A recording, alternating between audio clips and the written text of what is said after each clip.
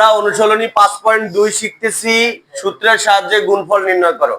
তো দুইটি সূত্র আছে, তো দুইটি সূত্রের মধ্যে আমরা এখানে দুটি সূত্র আছে। তো বইয়ের মতো করে আমরা সূত্র শিখি নাই, আমরা কি দিয়ে শিখেছি? প্রথম, দ্বিতীয়, তৃতীয় দিয়ে সূত্র শিখেছি। যাই হোক, এ সম্পর্কে আগে ক্লাস দেওয়া আছে। তো আমি বইয়ের 11 নম্বর অঙ্কটা লিখেছি, খুব গুরুত্বপূর্ণ। দেখো, x+1 into x - 1 into x² + 1।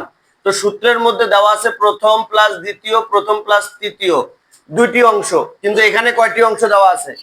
তিনটি অংশ। এখন তোমরা কি বলতে পারবা এই অঙ্কটা কোন সূত্রকে অনুসরণ করছে? প্রথম সূত্রকে না দ্বিতীয় সূত্রকে? দ্বিতীয় সূত্রকে। কিভাবে বুঝবো? কারণ এখানে এখানে তিনটি অংশ আছে, একটি অংশ আমাদেরকে বাদ দিয়ে ধরতে হবে। একটি অংশ আমাদেরকে কি করতে হবে? প্রথমে আমরা এই দুটি অংশকে দেখবো। দেখো, প্রথম প্লাস অর্থাৎ x+1 x - 1। দ্বিতীয় সূত্রটাতে কি আছে? প্রথম প্লাস দ্বিতীয়, প্রথম মাইনাস দ্বিতীয়, অর্থাৎ প্রথমটার সাথে প্রথমটা মিল, দ্বিতীয়টার সাথে দ্বিতীয়টা মিল। তারপরে প্রথম ব্র্যাকেটে প্লাস, তারপরে দ্বিতীয় ব্র্যাকেটে মাইনাস, আছে মিল। তাহলে এখন আমরা মনে করব এই যে এই তৃতীয়টা নাই, তৃতীয়টা কি নাই।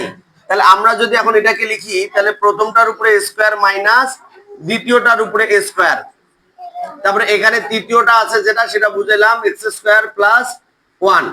এই জায়গার মধ্যে 1 এর উপরে যে আমি স্কয়ার দিয়েছি, আচ্ছা 1 এর উপরে স্কয়ার দিলে কত হয়? 1 এর উপরে স্কয়ার দিলে 1ই হয়। এই কারণে 1 এর উপরে স্কয়ার দিতে হয় না। কি কথা বুঝতে পারছো? অনেক সময় 1 এর উপরে স্কয়ার আসবে, কিন্তু তখন তোমরা বুঝবা যে 1 এর উপরে স্কয়ার দেওয়ার কোনো প্রয়োজন নাই, কারণ 1 এর উপরে স্কয়ার দিলে 1ই হয়। এরপরে তোমরা যেটা কি করবা, এখানে এইটা আবার একটা সূত্র হয়েছে। এটা কি হয়েছে? আবার একটা সূত্র হয়েছে। এটা কোন সূত্র হয়েছে? আবার এই দ্বিতীয় সূত্রটাই হয়েছে। তাহলে এখন আবার কি করতে হবে? প্রথমটার উপরে স্কয়ার দিতে হবে। তাহলে এই প্রথমটার উপরে স্কয়ার মাইনাস 1 এর উপরে স্কয়ার, তো 1 এর উপরে তো স্কয়ার দেওয়ার প্রয়োজন নেই। এরপর আমাদের কি করতে হবে? ভাঙাতে হবে, তাহলে গুণ করতে হবে। তাহলে 2 দুগুণা কত? 4 মাইনাস 1, কারণ পাওয়ারের উপরে পাওয়ার থাকলে গুণ করতে হয়। কি বুঝতে পারছো না? পারো নাই? এইরকম মাঝে মধ্যে কৌশল করে অঙ্ক দিবে, এবং এটা তোমাদেরকে বুঝে নিতে হবে এটা কোন সূত্রকে অনুসরণ করতেছে। কি বুঝতে পারছো?